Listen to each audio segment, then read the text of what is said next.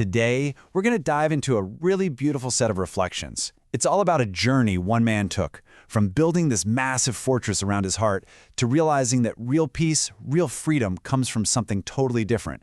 It's not about building walls, but about letting them crumble. So let's get into it. Okay, this right here, this quote is everything. Perfection is a lonely fortress with no windows. Wow, it just hits you, right? It perfectly captures this idea of spending your whole life trying to be flawless. But what do you get in the end? You're just alone, in a room with no view. This is the heart of the problem we're starting with. So let's step inside that fortress. We're going to explore what it feels like to live in this self-imposed prison, a place built entirely out of fear and this deep need to never, ever get broken. You know, for years, this was his whole mindset. He thought, hey, if I just don't care, then no one can ever hurt me. It seems logical, right? Indifference as armor.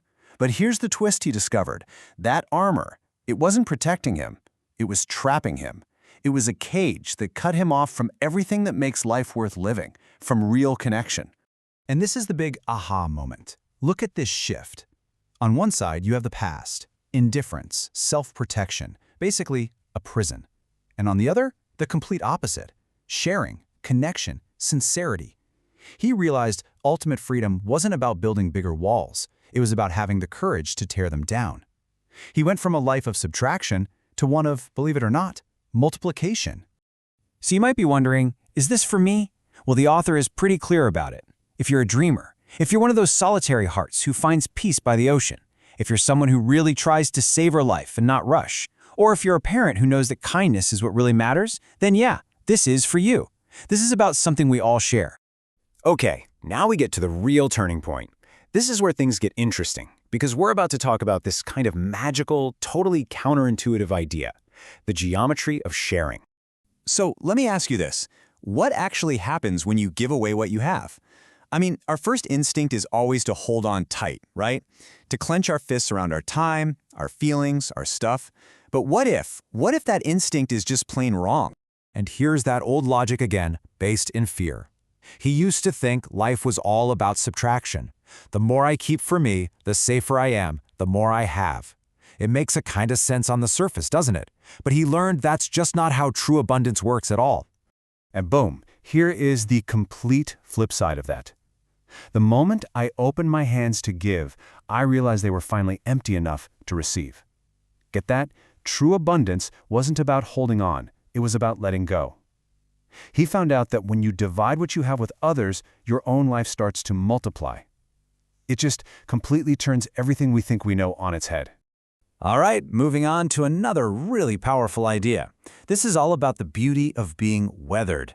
It's about learning to see the marks and scars life leaves behind, not as flaws, but as proof that we've actually lived. He uses this amazing metaphor. He says, a scratch on a shield or a faded color, that doesn't make something less valuable. It proves it has a story, a journey. Think about it like a favorite toy from when you were a kid. The ones that are a little worn out, a little faded, those were the ones that were truly loved and played with. They have character. Our lives are just like that. So what does it mean to be weathered? It's not about being flawed or broken. It's about being a soul that has been through the storms and is still standing. It's like you're a limited edition signed by perseverance itself. It's about seeing our resilience not as a scar, but as a signature. And this just says it all, doesn't it? A life without a scratch is a life that's been kept on a shelf. Sure, it's safe, but it's also stagnant. It's never really been lived. A heart that's been broken and is healed is so much stronger and more beautiful than one that was never risked at all. And that brings us to our final destination on this journey, the shore of surrender. This is where we learn that true peace isn't found in fighting harder, but in finally letting go. Now, this is a really important distinction. Let's talk about solitude. We often confuse it with loneliness, but they are worlds apart. Loneliness is that hunger for someone to fill a void, but true solitude, that's the quiet realization that your space is already full.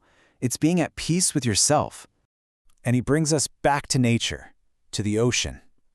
The rhythm of the tide, that constant in and out, it's like the world breathing. It's this long, slow sigh of relief. And if you just sit with it, it can carry away all those old regrets. You don't have to fight them. You just let them go with the tide. So let's redefine the word surrender, because we usually think of it as giving up, as weakness, but that's not it at all. Here, to surrender is to trust. It's to believe that if a door closes in your face, maybe you were just in the wrong hallway to begin with.